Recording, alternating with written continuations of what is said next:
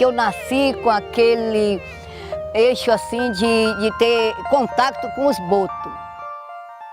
O boto me chama muita atenção, a água me atrai. Certa vez eu estava na beira do rio, olhando as águas. Quando de repente vi aquele rapaz, que o boto tem um rapaz bonito, louro, tem um moreninho, tem um boto assim, gordinho.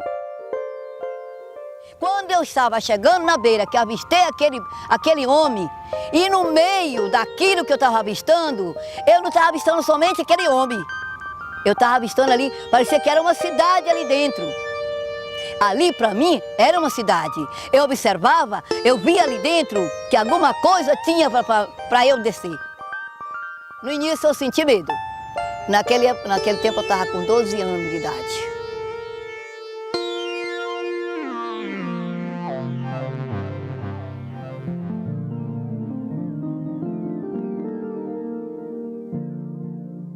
Eu senti medo porque quando me aproximei para tomar banho, que eu vi aquele rapaz, eu estava de calcinha, né? E aquilo, eu disse, meu Deus, que aquilo ali era um rapaz, você não tem homem por aqui? Pô, o pessoal estão tudo nos seus cantos, que esse rapaz está aqui? Aí eu fiz, quando eu peguei a cuia para tomar banho, assim, para pegar o sabonete, só um minuto que eu abaixei, eu pegava o sabonete, eu não vi mais ele.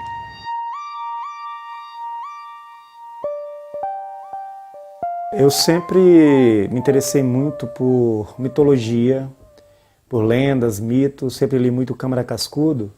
E com o passar do tempo, eu comecei a perceber que as lendas brasileiras eram pouco exploradas, no sentido de onde se originalizou, né, para onde deriva.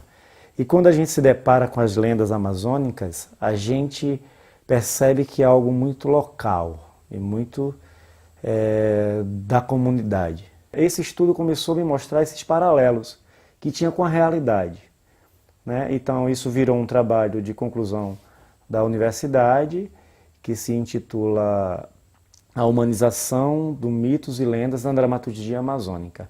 Então recorri a vários dramaturgos que também seguem essa linha, que utiliza a lenda ou o mito e humaniza, criam situações possíveis de justificativa para esses mitos e essas lendas. E nós temos várias lendas e vários fatos reais que a gente pode fazer o paralelo. Um exemplo, a lenda da Iara, né? Que é uma moça bonita que está cantando no rio.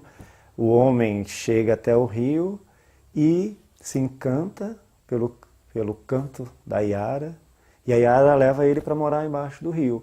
E quando a gente faz um paralelo, a gente recorre muito à questão dos garimpeiros, que quando achava uma pepeta de ouro muito valiosa, e alguém lá no garimpo sabia, usava de má fé, roubava essa pedra, matava e jogava o corpo no rio, e o rio automaticamente sumia, e isso era justificado. Onde foi parar? Onde foi parar esse homem? A Iara levou.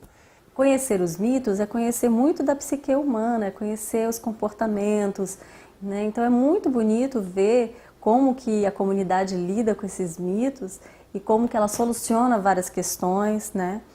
E apesar de que estejam escondidos vários problemas, né? Mas que isso traz à tona também soluções dentro da comunidade. Isso é muito interessante de observar e de analisar. E a mesma coisa a lenda do boto, que ainda é comum. Está claro que está sumindo, claro que está acabando. A chegada da tecnologia, da televisão, da internet nessas comunidades vai perdendo um pouco, mas ainda há. E a gente se depara com essa questão da gravidez precoce de meninas supernovas, né, que engravida e muitas vezes não sabe de quem é, e muitas vezes é do pai, do irmão, do vizinho. E a comunidade encobre e ainda utiliza a lenda do belo homem que sai de branco, de chapéu, encanta a menina e engravida. Só que o boto, ele tem uma peculiaridade muito grande, Nazaré, que é a questão do boto que incorpora, né? O boto que é o espírito incorporado nas pessoas, principalmente nas mulheres. Isso é um aspecto muito novo para mim, porque o que eu conheci do boto era só aquela questão do boto que se transforma em homem, né, para conquistar as meninas e para justificar, muitas vezes, a questão dos tabus sociais, né, da questão de violência sexual, incesto e vários outros aspectos que vêm à tona nessas sociedades pequenas, beiradeiras e que acabam acontecendo, e para ter o respaldo da comunidade, o boto surge para, né, trazer e legitimar esse tipo de ocorrência, né, da menina que acaba ficando grávida do boto. Né? Então, se foi o boto, é uma licença poética até, né, uma licença poética, e muitas vezes pode parecer muito duro, né, da violência, resultado de uma violência sexual e tudo mais, ou de uma relação proibida mesmo, né, da menina que se relaciona com alguém que a comunidade, dentro das regras da comunidade, não é aceita. Mas sempre a história do boto. Foi do boto, foi do boto, foi do boto, porque às vezes elas nem sabiam mesmo, né? Chegava aquele pessoal para ir dançar, etc. Mas aquele homem que tinha tudo quanto era mulher que queria, deixava filho por aí, era como os sindicalistas. Então, depois eu notei por que eles eram, quando ele saiu da água, eles vinham de roupa branca, e chapéu na cabeça. Porque os sindicalistas só andavam de roupa branca e chapéu na cabeça, aquele chapéu fino, comprado não sei aonde. Então, era a figura do sindicalista. Por quê? Porque o sindicalista pegava aqueles barcos, né, aquele de canoa, e vapo, ia para as festas bem longe. Lá eles amavam alguém, deixavam e não voltavam mais. Né? Então, quer dizer, aí voltava, quem era que pegava a culpa? Era o boto. Por exemplo, se eu chegar, alguém me chega assim, Margarida, vamos cruzar ali no Rio Madeira. Eu posso até ir, mas quem for comigo vai ter medo, porque ele vai circular a canoa ou o barco. E alguém com medo vai querer jogar alguma coisa e aí não vai dar. Então, ou eu vou, eu não vou. Porque eu não vou deixar alguém atacar ele, muito menos maltratar ele. Porque ele é um rapaz, é uma pessoa, ele é um ser humano também, lá embaixo. Viajando pelo Baixo Madeira, a primeira vez que eu fui foi em 95, logo que cheguei aqui em Porto Velho, fui em São Carlos, eu já fiquei fascinado com aquele universo, né? Com as histórias que as pessoas destes distritos contavam sobre esses mitos. E a partir deles, meu interesse por Nazaré foi enorme, e a ponto de apresentar uma proposta de projeto para o mestrado de investigação desses mitos, com oralidade, com a contação de histórias mesmo, né? Com o que esses narradores tinham para nos contar a respeito dos mitos amazônicos, do boto, da cobra grande, da Matita Pereira, de tantos outros mitos, né? E o que mais me surpreendeu, apesar de todas essas histórias, ver que cada localidade do Baixo Madeira tem as suas peculiaridades a respeito do mito. Então, os mitos mais comuns em Nazaré são os mitos da cobra grande, do boto, Matita Pereira, né? E tem algumas transfigurações e visagens. Na Curupira, né? ou Curupira, muitos se referem a Curupira, outro como o Curupira. É uma coisa interessante também de se verificar. Mas o boto é o mais assim forte por causa justamente da questão das águas. Nazaré é toda rodeada de água, só na fundiária que eles chamam, né, que sai para a floresta, é que não é rodeada. Então tem lago, tem rio, tem igarapé.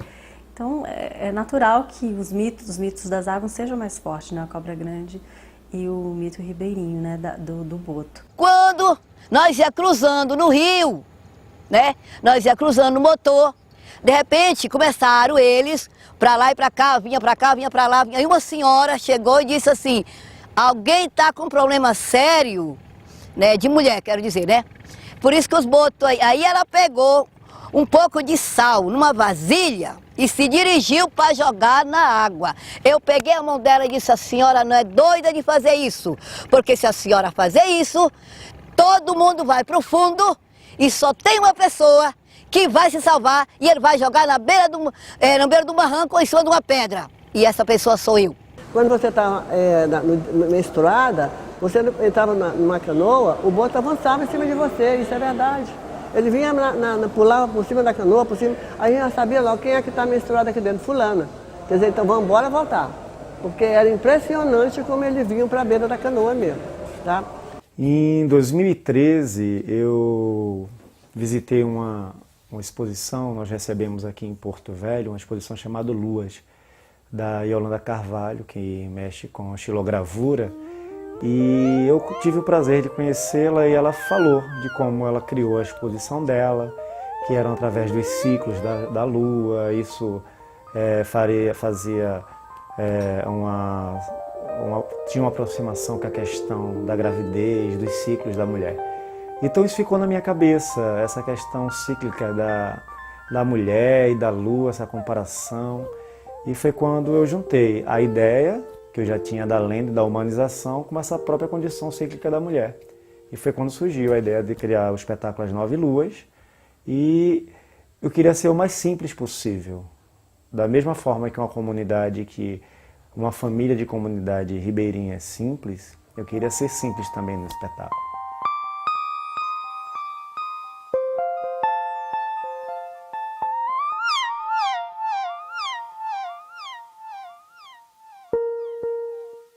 A peça, ela conta a história de uma família nordestina, de mulheres nordestinas, que tem seu cotidiano e dentro dessa família existe um homem que abusa da própria filha, mata a mãe, essa filha assume o papel de esposa desse pai, já grávida, e nesse período é o mesmo período que está acontecendo o recrutamento feito por Getúlio Vargas dos soldados da borracha.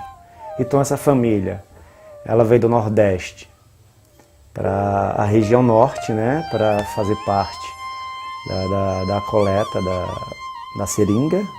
E essa menina, ela vem já no papel de esposa, grávida, e começa a ter contato com essa realidade. Sai do árido, sai do seco, e vem para o úmido, para o verde, e vem para a água.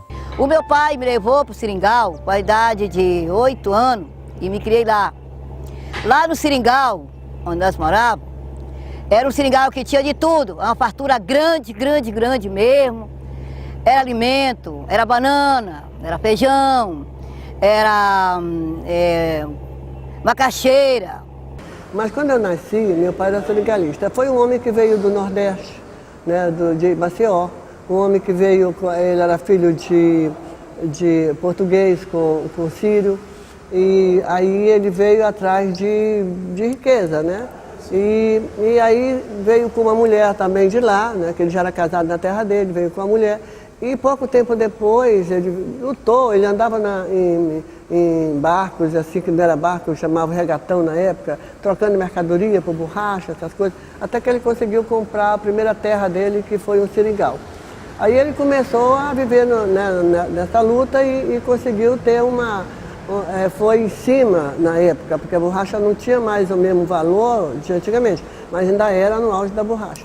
Então o papai era um homem que chegou ao máximo do máximo dentro da sua vida de seringalista, né? Aqui nos distritos geralmente são descendentes de nordestinos mesmo, soldados da borracha, que vieram tentar a sorte, né, e acabaram ficando e formando suas famílias, misturados com as populações indígenas também. Uma população bem cabocla mesmo, né, ribeirinha, bem cabocla, de origem que tem essa questão de ter passado por essa opressão toda, né, do período da borracha, que eram condições de vida bem miseráveis, né? A pessoa já estava devendo, né, sistema de aviamento.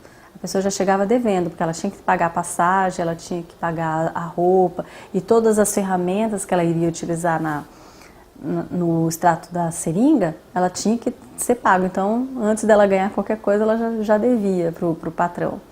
E isso tudo, essa que é a origem, né, dessas comunidades. Aí eles plantavam, cortavam, tinha borracha, papai trazia de 200 homens do Nordeste, a gente chamava de seringueiro na época. Só que eles iam para o centro, era uma semana de viagem, eles vinham uma vez por mês só trazer as coisas deles. Agora, uma coisa que eu notava também era que eles nunca ficavam com saldo, porque sempre eles ficavam devendo, né? Depois de muitos anos eu entendi por que essa dívida, para não sair e não ir embora, né? Então aquilo para mim, depois que eu vim pesquisar, depois que eu vim ver as coisas, né? Aí eu via que meu pai era um coronel de barranco mesmo. Naquela época era coronel de barranco. Mandava e desmandava naquilo que bem entendia. De manhãzinha, cedo, 6 horas da manhã, 5 horas da manhã, bem dizer, o meu pai com minha mãe se levantava, botava a polanga na cabeça e se mandava lá para tirar a seringa, cortar a seringa. Com a serrapilha, o balde, tigela, a faca para cortar, tá entendendo? Aí quando chegava lá, encontrava as estradas virgens, sangrava as estradas, aí caminhava, deixava uma tigela e ia para outra estrada. E assim iam para até que quando já sangrava mais ou menos umas 10 estradas, aí ele vinha já apanhando aquele leite tudinho dentro do balde. Era um homem de muita coragem, até comparo muitas vezes na dissertação a saga ribeirinha com a saga do herói. O herói que tem que passar por todos os passos e ter o seu prêmio, né? Então, eles praticamente tinham que passar por todos esses percalços para conseguir a sobrevivência, que é o legado maior e toda essa questão de ter um legado para deixar, né? Todas essas comunidades são antigas colocações de seringais. Os seringais eram formas econômicas muito conservadoras e muito voltadas para o capital, né? Um senhor que detinha a terra e que praticamente escravizava os seus trabalhadores para a extração da seringa. E era uma sociedade mais voltada, muito paternalista e voltada para as questões, e machista, né, claro, pressupõe-se, né, que bem machista, no sentido de que a mulher nunca se prestava só apenas para servir os homens. E é muito interessante que no trabalho da Simone ela fala que as mulheres não têm nome próprios, elas são sempre a Maria de algum homem. Aí eu dou um exemplo, é Josefa de Evaldo, é Maria de José. Elas não são Maria da Silva, não tem um nome próprio. E essa posse foi essa prisão, né, esse gaiolamento foi o que definiu muita coisa do espetáculo. Né? Esse gaiolamento do ser humano, do ser mulher. Mas em Nazaré tem esse aspecto também do espírito que incorpora, né, do caboclo, né?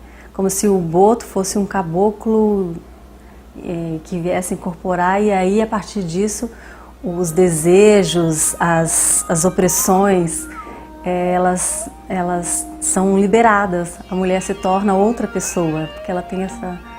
É como se estivesse liberando os desejos. Essa leitura que eu faço é bem interessante. E quem faz essa mediação para tirar o caboclo do corpo da mulher são as feiticeiras, né? São as mulheres, são as rezadeiras, né?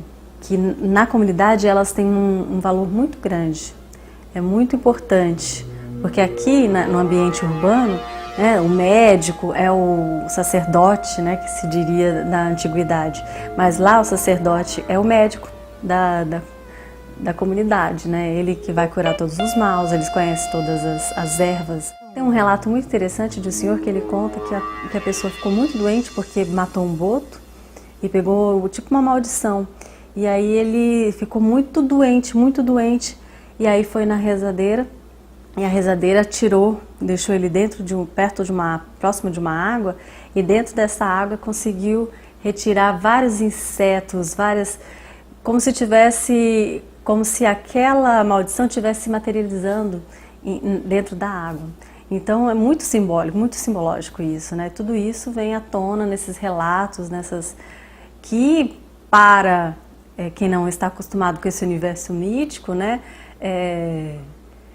enxerga como uma coisa fantástica, mas para a comunidade é uma história perfeitamente crível, explicável e que todos acreditam, que todos têm como verdade. E são verdades mesmo para aquela comunidade, porque elas representam muita coisa de transformação, de regras, de convivência. Então tem toda uma metáfora mesmo da vida cotidiana do ribeirinho, de como eles lidam com a água, com o cotidiano, com a comida, com os usos e costumes mesmos do lugar. A Mãe Preta, ela é uma pessoa muito conhecida, né, porque só existe ela no Beiradão, não tem mais outra. Até porque eu conheço até aquela parte de Catarina para lá, é a Mãe Preta. Então a casa dela é cheia de gente, é uma pessoa maravilhosa, simples, que por sinal deve ter sido sofrido muito agora com essa alagação, porque ela criava o boizinho dela, essas coisas, deve ter acabado tudo, né? Mas ela é uma pessoa que ela passa a noite toda trabalhando com as pessoas ficam lá no campo onde ela tem um espaço para ficar as pessoas, ela atende à noite e ela dá chá, dá remédio, mas dá remédio também, né? Mas dá muito chá, muito agarrafada e tudo. E ela descobre doenças impressionantes, que ela mostra mesmo coisas impossíveis, que teve um negócio lá, sabe, que eu nem acreditei, mas vi. Muito forte. Uma moça estava com uma coceira nas partes dela, tinha ido tudo quanto era remédio, tudo médico aqui. Não achou. Aí foi lá com ela colocou o remédio, o que saiu de Itapuru, das partes da menina, só na parte de fora, foi impressionante. Impressionante mesmo. Mas saía da gente ver, não era dizer que era fantasia, não. Ficava no pano, ficava nas coisas. E ela guardou, inclusive.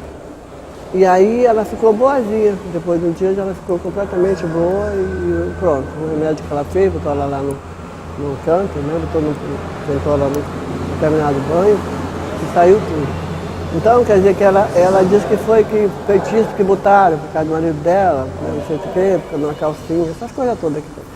Ela já tem todo o domínio do mágico, o domínio do mundo do imaginário. Então ela ganha um status de sacerdotisa, né? Então ela é respeitada. Ela tem, além do que os homens possam imaginar, né? Ela tem um domínio ali sobre a vida e a morte, ela está na fronteira. Então, essa mulher feiticeira, a sacerdotisa, a curandeira, a rezadeira, ela tem todo um clamor, assim, uma espécie de posição especial dentro dessa sociedade, dentro dessa comunidade, isso sim. Né? Então essas mulheres são diferentes, elas são vistas com muito respeito pela comunidade. Só que o ciclo não acaba. O pai faz a mesma coisa que fez com a filha, faz com a neta, né? Ele aprisiona essas mulheres no universo dele de desejo, de posse. Nós podemos definir que é abuso a partir do momento em que aquele adulto, tá, teve uma atitude em busca de prazer pessoal. Tá? Então ele objetaliza aquela criança, ela torna aquela criança como se fosse um objeto de satisfação pessoal. Tá? E ele erotiza as relações. Tá? Então, por exemplo, o que é abuso? É tudo aquilo que, além de trazer a satisfação pessoal para o abusador, né, faz com que a criança vivencie experiências precocemente, né, que ela não está preparada para viver, né, e que não seriam adequadas para o desenvolvimento emocional para aquele momento dela. Nós temos uma questão cultural muito forte, né, do poder do adulto sobre a criança. E muitas vezes o abuso sexual ele vem dentro desse contexto do exercício do poder. Essa criança ela é coisificada por esse adulto, ela é vista apenas como um objeto de prazer e aí ele acaba abusando sexualmente dessa criança por considerá-la uma propriedade dele. Então a gente diferencia, nem todo abusador é pedófilo e nem todo pedófilo é abusador. O abuso e a violência sexual contra crianças e adolescentes é uma questão de poder, né? Então, o nosso poder no Brasil, ele é branco, é macho, né? É culto, é rico, né? É homem, né? É macho, é heterossexual. Né? Então, o que a gente percebe, na verdade, é que nessa escala toda, né? A criança e a criança negra, no caso, ela está mais vulnerável que qualquer outra, né? Então a criança negra, a criança índia, né? A criança pobre, mesmo a branca pobre, ela sempre é mais vulnerável. No Código Penal nós temos o capítulo que trata dos crimes sexuais contra vulnerável E um dos principais artigos desse capítulo é o artigo 217-A, que diz que ter conjunção carnal ou praticar ato libidinoso com menor de 14 anos, a pena varia de 8 a 15 anos de prisão. Né? E aí também incorre nas mesmas penas quem pratica as ações descritas com alguém que por enfermidade, deficiência mental não tem discernimento. Né? E aí corrupção de menores é um outro crime que está dentro do Código Penal, favorecimento à prostituição ou exploração sexual de crianças e adolescentes. Então são crimes relacionados à área sexual, né? E contra crianças e adolescentes também. As pessoas não denunciam, porque também não tem nem como denunciar numa comunidade dessas. A dificuldade é muito maior. Mas nós sabemos, né? Se você pegar, por exemplo, a lenda do boto. Né? Quando eu fiz a minha especialização na USP, nós trabalhamos muito a questão da lenda do boto. Né? A engravidou, de quem é o boto? Na realidade, por trás dessa lenda existe muito a questão do incesto, das violências sexuais contra crianças, né? Contra adolescentes, contra jovens, que não são denunciadas. Então, a gente procura camuflar de várias outras maneiras. Eu acho que, claro que na zona urbana a individualidade é maior, então a comunidade tem controle uns sobre os outros, do que numa comunidade pequena. Mas na comunidade pequena, uma das coisas que me chama muita atenção aqui é o uso abusivo de álcool. Tá? Não falando de outras substâncias entorpecentes. E nós lidamos diariamente com violência contra a mulher e nós sabemos o quanto o álcool e outras drogas, mas principalmente o álcool, ele tem o poder de disparar a agressividade ou a intenção agressiva que o indivíduo já carrega em si. Né? Então, assim, a quantidade de usuários, de alcoólicos nessas comunidades é muito grande. E o trabalho também não é muito intenso nessa área. Se é uma comunidade que está vivendo uma situação de isolamento social muito grande, existe sim uma propensão, talvez um pouco maior, de você encontrar situações mais abusivas, até porque muitas vezes não existem mulheres adultas dentro daquela comunidade. Eu vejo que na questão do abuso sexual da infância, existe ainda essa cultura adultocêntrica, né, e patriarcal, é o poder do macho sobre a menina e sobre a criança, né, sobre a mulher também. Então, mas o que a gente olha muito é essa questão de que se é uma comunidade que está muito fechada, que está muito isolada nela mesma, ela tende a ter características mais abusivas. Vamos supor que seja uma criança que tenha sido, uma adolescente que tenha sido abusada por um padrasto.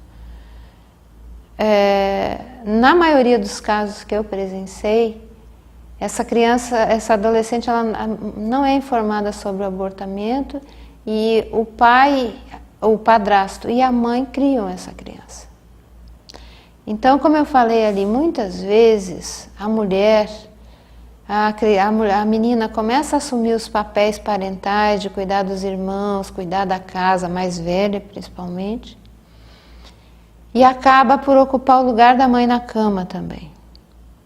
Em alguns casos a gente percebe claramente que isso é um alívio para a mãe, porque a mãe não suporta mais aquele homem. Tá? Então por isso talvez a conivência também em alguns casos. Então o fenômeno da violência sexual contra crianças e adolescentes, ele é um fenômeno multicausal. Então ele tem muitas causas. E muitas consequências também em muitos tipos de relações. É frequente as famílias negarem a situação de abuso, porque sempre acontece com o outro, né? Não acontece comigo. Então, a gente tem uma situação frequente de negação do abuso, que é não acreditar no que a criança está dizendo, dizer que a criança está mentindo, ou responsabilizar essa criança pelo abuso. Isso geralmente a gente encontra isso, né, nas famílias. Dificilmente, uma situação frequente também é a divisão da família. Tá? Geralmente, quando o segredo do abuso ele vem à tona, ele vem realmente assim, num momento em que aquela família já está vivendo outras crises, e aí aquele segredo então ele aflora. E aí começa a haver muitas vezes um jogo de poder, né, entre quem está falando a verdade, quem está mentindo. Em geral, a família fica dividida. É muito difícil você ter uma família que acolha, todo mundo acolha aquela criança, ou que todo mundo faça um movimento no sentido de estar responsabilizando esse agressor. Em geral, há uma divisão familiar, e aí os conflitos, que muitas vezes eles estavam abafados, é o momento que esses conflitos afloram. A grande dificuldade, e é uma tristeza até se reconhecer uma coisa dessa, é que os crimes contra crianças e adolescentes, especialmente os crimes sexuais, de regra, assim, na maior parte, ocorrem dentro do seio familiar e, por vezes, até por quem deveria ter o cuidado com essa criança, deveria cuidar da criança e adolescente, e acaba violando direitos dessa criança e adolescente. Nós temos dois tipos de danos, tá? Aqueles danos que a gente chama de primários, que são aqueles diretamente ligados à situação de abuso. Por exemplo, uma menina que sofre abuso, ela pode desenvolver dois comportamentos extremos. Ou ela pode começar a se vestir como um menino, ela quer negar a identidade feminina dela. Essa é uma possibilidade. A outra possibilidade é, dependendo de como esse abuso aconteceu, ela aprende que com a sedução e com o uso da sexualidade ela consegue as coisas. E aí ela começa a ter uma conduta hiper erotizada. Ela começa a usar da sedução em todas as relações. Isso também é um tipo de dano. Então, aqui a gente está falando de danos primários. São os danos ligados à situação de abuso propriamente dita. E a gente tem um outro tipo de dano que é chamado de dano secundário, que são os danos ligados à estigmatização social. Geralmente, quando vem à tona uma situação de abuso, a comunidade em torno daquela criança, daquela vítima, ela fica sabendo do que aconteceu. E não é raro essa comunidade passar a estigmatizar essa criança, né? É a amante do pai, é a que seduziu, é a prostituta, é a vagabunda. Então aí a gente começa a ter os danos da convivência social nessa criança ou nesse adolescente ligados à situação do abuso, né? Que tipo de efeito isso gera no desenvolvimento desse indivíduo? Vai depender muito da forma como isso foi conduzido. Então, se essa criança foi atendida, se ela foi acolhida, se ela foi compreendida nas suas demandas, nas suas necessidades, a tendência é ela conseguir superar essa situação de uma forma, às vezes, até bastante positiva. Se essa criança ela cai em descrédito, as pessoas dizem que ela está mentindo, ela não é atendida corretamente, ela é estigmatizada socialmente, a tendência é esse adulto carregar pela vida fora as sequelas emocionais, a vida vira um caos, né? A dificuldade nos relacionamentos ela sempre se manifesta. Então tudo na verdade vai depender de como é que a revelação do abuso vai ser conduzida dali para frente. Depois que passa pela delegacia, essas crianças elas deveriam ser encaminhadas para uma rede de atendimento, com psicólogo, assistente social, médicos, para fazer um acompanhamento médico. Muitas crianças têm que reconstruir os órgãos genitais, internos inclusive, né, os órgãos reprodutivos, e não é feito nenhum acompanhamento. Nós temos sim um trabalho na prefeitura, mas ele é muito mínimo e muito fraco, né? Quando os profissionais estão capacitados, aí muda governo, muda todo mundo, sai todo mundo.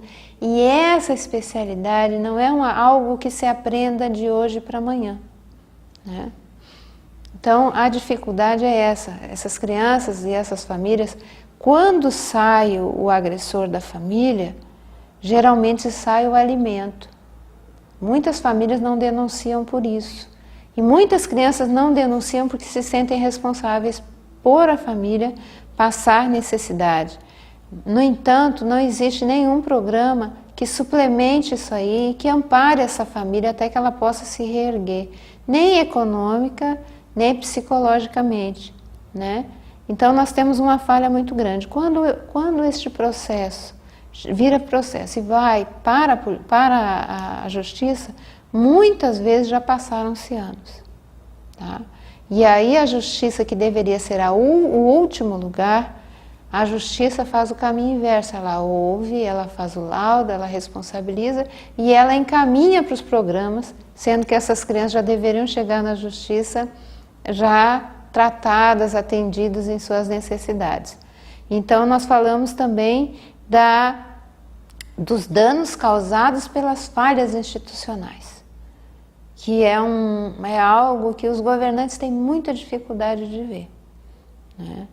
Mas que dificulta demais e provoca realmente danos irreparáveis na vida de famílias inteiras. Acima da busca da prova, o que importa saber é que a criança é sujeito de direitos e que esses direitos não podem ser violados, né, em qualquer, seja por qualquer pessoa ou entidade, né, entidade pública que vá trabalhar com essas questões que vem a ser analisada ou avaliada nesses entes públicos, como polícia, como justiça, Ministério Público, que formam o sistema de justiça.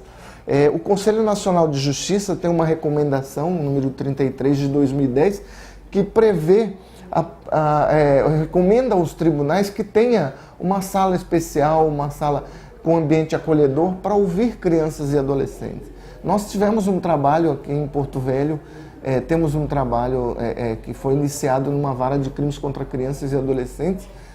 Durante muitos anos esse trabalho foi utilizado, que se chama Projeto Ciranda.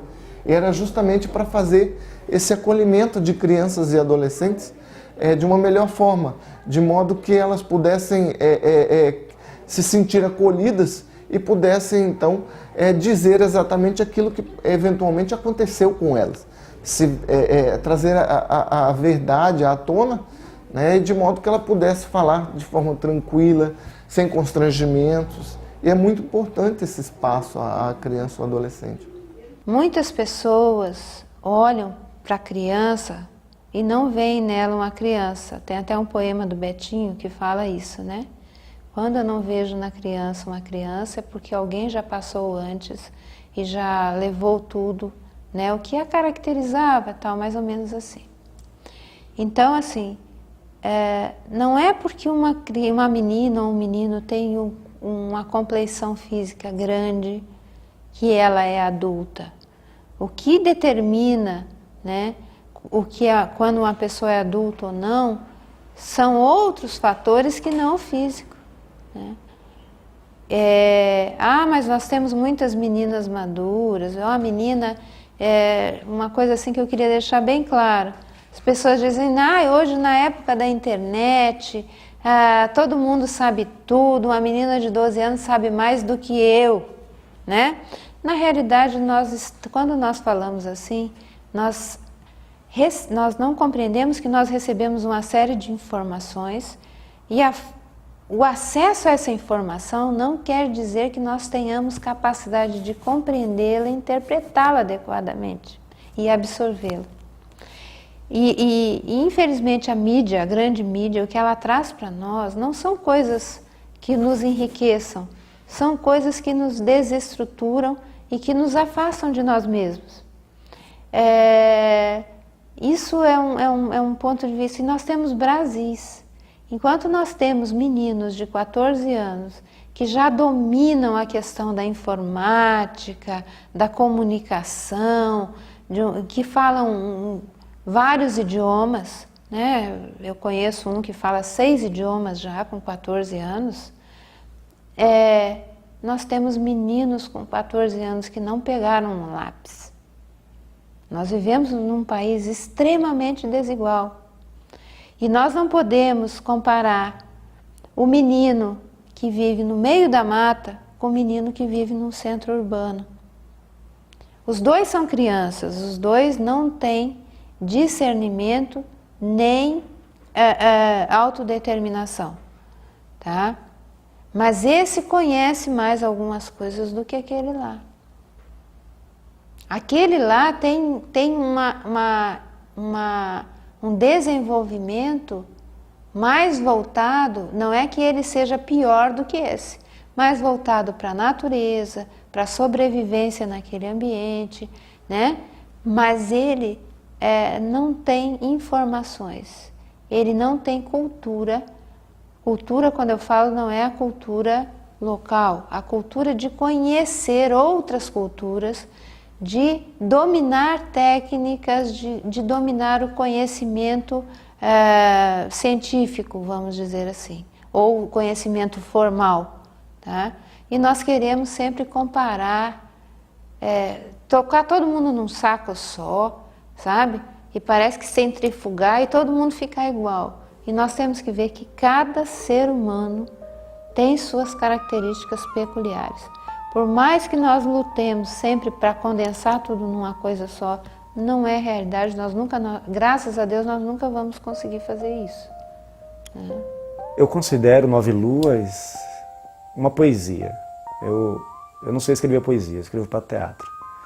E eu queria escrever ele num ritmo de poesia. E a melhor forma que eu encontrei foi trabalhar com o silêncio. E eu recorri à própria condição dessas mulheres que são abusadas, que vivem nesse mundo machista e não conseguem ter a sua liberdade. Isso tudo acontece dentro de um silêncio. Se acontece isso na comunidade, a comunidade guarda, é um segredo da comunidade. Se o pai abusa da filha, é um segredo da comunidade. Se uma esposa está submissa, ela está apanhando, a comunidade não se envolve. Então ela guarda isso, a comunidade guarda isso. E foi esse silêncio que foi o grande inspirador, o silêncio dessas mazelas fazer parte das conversas do cotidiano. Então foi isso que orientou a gente a seguir pelo caminho do silêncio. Então o espetáculo não tem palavras do começo ao final. Ele vai seguindo o seu fluxo, vai seguindo o seu ritmo através de um grande silêncio, que tem a ver com o gaiolamento, que tem a ver com essa prisão que essas meninas e essas mulheres acabam sofrendo, né, por esses homens.